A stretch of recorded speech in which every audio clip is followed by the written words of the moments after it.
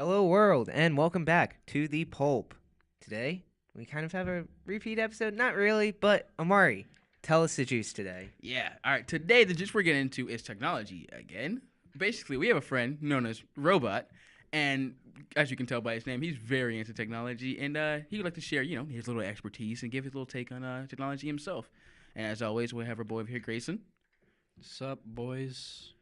And I am Ryan, and basically just want to continue on from where you guys picked up and go more maybe into the AI side of it. Go for it. Take it away. All right. So, big controversy that's surrounding. I know no controversy on the podcast, but this is a societal one. So, AI is slated to be implemented into various areas of society in the coming years. Probably early makes as early as 2022, maybe. And a lot of people's worries is how it will replace employment. So will AI workers who will be superior to a human worker replace employment that are jobs that are currently held by humans? To be fair, if we don't replace workers with AI, how will we ever start the robotic apocalypse? Exactly. But regardless, I think replacing human workers with AI still opens up new jobs for the people who have to maintenance the AI. Yeah, I saw a story a couple months ago where there's like this burger joint or something in California because everything happens in California now. And they had this like burger flipping dude and he was like cooking up the burgers, but you had to have the employees like check the burgers and not prepare them, but like deliver them and do like the more technical like interaction type of things because AI can't really replace that in a face-to-face human manner. Yet, it can't replace it yet. It's getting to the point where eventually it might, and that's what really scares people is the extremism of AI taking over the workforce.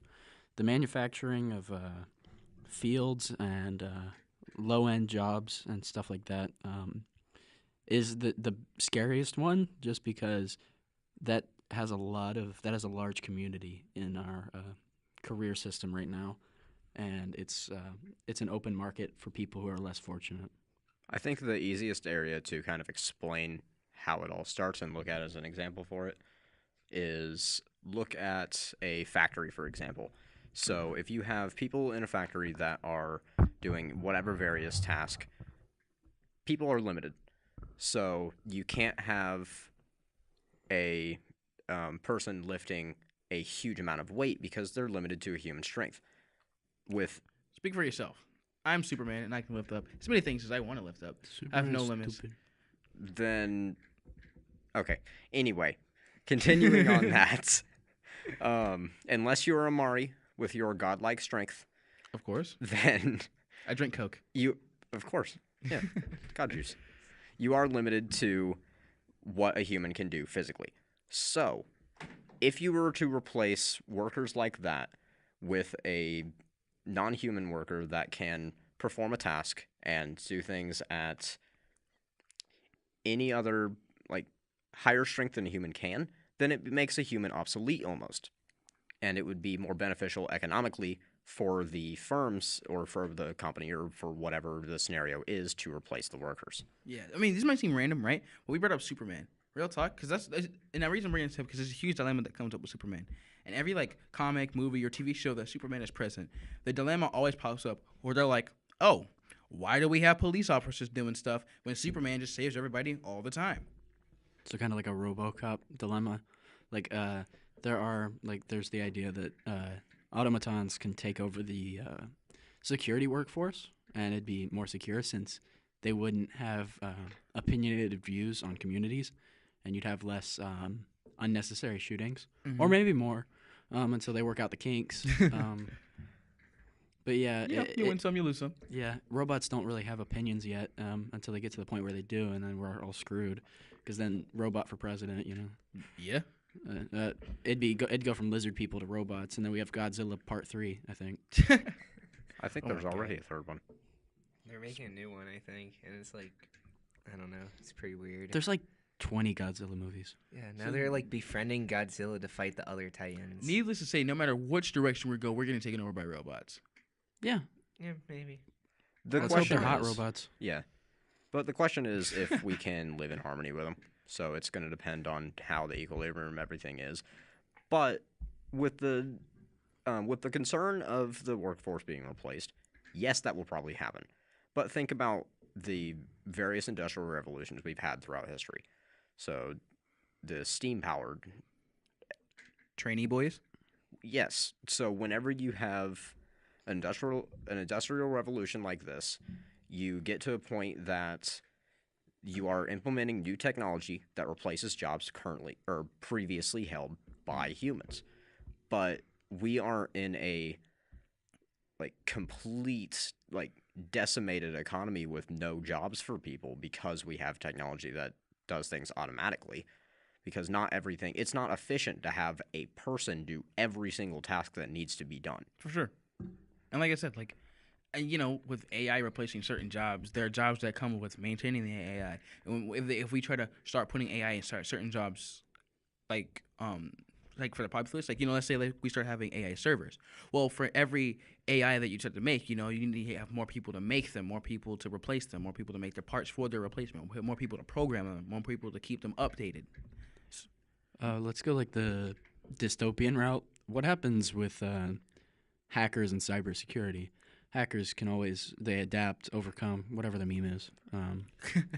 And yeah, they hack into whatever they feel like, and with enough time, they can break security codes. I mean, and that drives the importance for cybersecurity up more than it ever has been before because you have a lot more on the line and a lot more to protect. So it seems like if in the coming years with the development of AI, new technologies, things like that, there's going to be an increased importance in cybersecurity because not most, but a lot of the jobs are going to start originating from protecting what is replacing jobs currently. I mean, yeah. But based off what Grayson was saying, though, I gotta say, you can't hack a human. Yeah. Yeah. As long as we stay organic. Minority Report. That's a good movie. You should watch it. It's about hacking humans and the lack of human privacy in a postmodern world. Pretty good. Dystopian. It's classic. I highly recommend. But there's this idea, kind of like when you go on websites and Google has an ad and you only thought that ad. You never said it. Yeah. Or you didn't think you said it, but, Google knows. It's like that to a very high degree where they have posters that change based on context. So you're wearing contacts and you can see the posters and it's personalized to ads that attract your specific personality or what they've judged as your personality based on your previous searches, the way you talk, different things like that. There's another thing if you really want to think about hacking a human, propaganda, huge element throughout history. Enough propaganda, you begin to make people think a certain way. That, in a way, could be seen as hacking someone because you're changing what they should be thinking from the correct information to misconstrued information that isn't true. So basically, if you're running around with 20 in charisma, you hack humans. Mental hacking. Yes. It doesn't always have to be computer-based or digital or anything like that. Fake news. The That's a good way to get people's opinions changed. media. Mm-hmm. Social hacking. Yeah. So you don't always have to have hacking in our society today is looked at as technological, but the minds of the masses can be easily swayed. Propaganda, media, anything that is a social influencer is essentially hacking the minds of however many people are influenced by that. And then in the future, we'll just see it to a higher degree as we we have more wearable technology or more Even implanting technology. I don't know how I feel about implanting. I'd probably go for it. I don't really care. I don't know, man. I'm not really a fan of that. Next thing I'm going to have a robot face hugger jumping out of my eyeball. I don't know how I feel about that, man. But imagine the trips, dude. Both kinds. Oh, my God. Dude, we're going to get to a point where drugs are going to become technological. Next thing you know, you're going to be uploading LSD to your brain.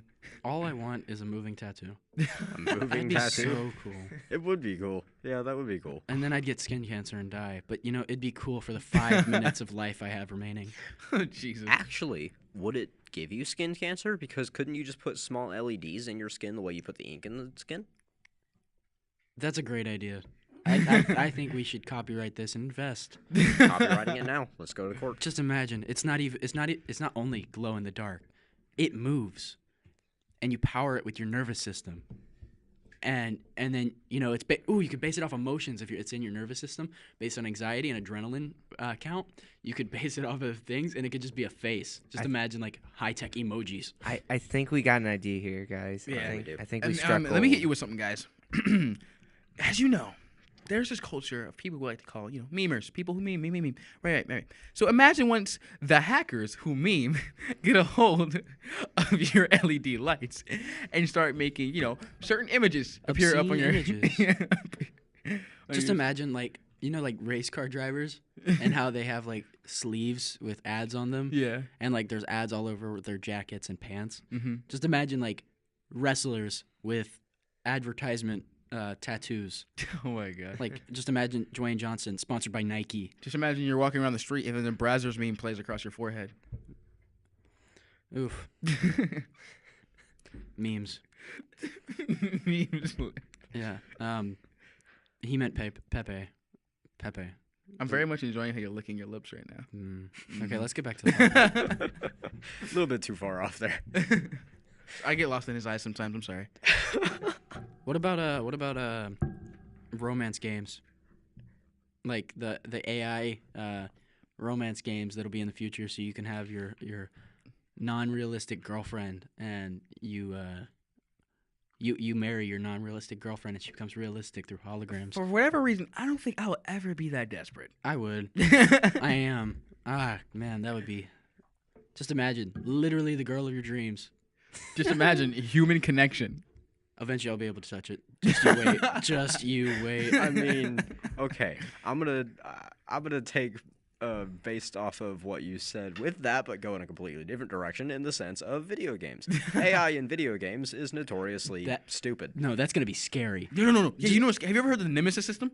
I hate the Nemesis. Okay, so some games implement the Nemesis System. I believe it was in Alien Isolation. And what the Nemesis System is every time, like, you go about the game, or if you beat it, or whenever you die, the game learns from what you did the first time. And then when you go back through, it adapts to what you did the first time. That is so scary. And if they do that to an advanced level, we'll have, like, high-tech AI, like Ryan's talking about in video games. Yeah. I mean, just imagine Elder Scrolls, but then, like, those boys know your name. You Like, can walk around and not have them constantly screaming, "I was once an adventurer like you." but then I took an arrow to the knee. But you see, You'd only hear it once. you'd only It'd be hear a it once, and miracle. then they would never say it again. Exactly. But then they'd say something dynamic and scary, like, my children died in a fire. And then you're like, oh, God, this game got real quick. Immersively real. Yeah. No, like the Nemesis System, it's not like, it's with the time and technology we have now. It's not even that advanced, and that scares me. Like the fact that something that's hunting me in a video game is learning my patterns. What Like, about, I'm not about that, man. What about, I forgot. What? Sorry, I forgot. I was going to talk about something with AI. I swear. Oh, he's getting hacked, guys. Oh, no. Did we talk about Ready Player One last time? I forget. I think so. You A did bit. for a little bit Oh, with the I got it. VR I got it, portion. guys. Okay, so taking part of the Nemesis system, just imagine, like, AAA horror games in the future. With a Nemesis system in the terrifying. Not only that, Nemesis system, high quality VR, like 4K VR. Oh, my God. Nemesis system AI and terrifying, like, visuals. And I think it's gotten to the point where, like, or we'll get to the point where there will actually have to be like epilepsy warnings. There's like epilepsy, like, signatures. Like, you have to sign not to sue if you die, because, like, there is a risk of heart attack in, like, games that could be too realistic. I mean, there yeah, dude. already is, but if it gets to the point where it's so hyper realistic that it's just as much of a risk as real life, then that kind of thing would Just happen. imagine- Definitely the same fear. Yeah. Just imagine Alien Isolation, but that thing looks real. And Like, it's standing as a 3D model right in front of you. yeah. Like, hey, I've been learning. I noticed that you always say the right corridor every time you play this position. Now, when you play this game, I'm going to be right behind you the moment you step into the right corridor. So then you turn around and he's right there. Just Okay, that brings up a good point. What about real quick, AI psychology? There will be a degree in the future or a job career where AI technology would be a thing, like or AI psychology. I said technology. Yeah, like mapping the way that robots or AI think in the future would be something that we'd have to do. Do you think if it got advanced enough, AI could have breakdowns? I was thinking, you think AI could get depressed? We need AI therapists. That's We might. You'd have to. interesting. Oh, just imagine that though, like existentialism. I'm AI. I'm not actually human, and yet I don't know that. I feel like I should be human. That would be weird because like a lot of those emotions are derived from like physical hormones into the brain, like dopamine and things like that. So it would literally be recreating those hormones to a program But that it's could not learn. even like that far off. Like we're already mapping the brain, and Yeah, if we that's completely true. map the brain, it's over. AI will be. You could recreate a digital version of a brain, and it cause synapses. Now it's way off in the future because bodies are super complicated and have really small. Minute important details. Yeah, important details. But I mean, if you just started with the brain, like don't worry about the body, Of course. then you could. The rest will fall into place when you have the most important puzzle piece already in your hand. Yeah. Yeah, we're going to have to keep a check on those bad boys. Or what about like adaptation simulators? Like you start off with a simple-minded creature, and you have it to where it adapts over time. There's okay, some people might hate me for this, but SAO Season 3, Sword Art Online Season 3. It's about AI and AI that's been mapped based on human. Spoiler alert. Yeah. Well, it's not really a spoiler unless you haven't watched Season 1 and 2, which came out a long time ago, and you should have watched it. Fair point. I have not watched season 1 or 2, but I doubt That's I will. because So continue. it's like C grade.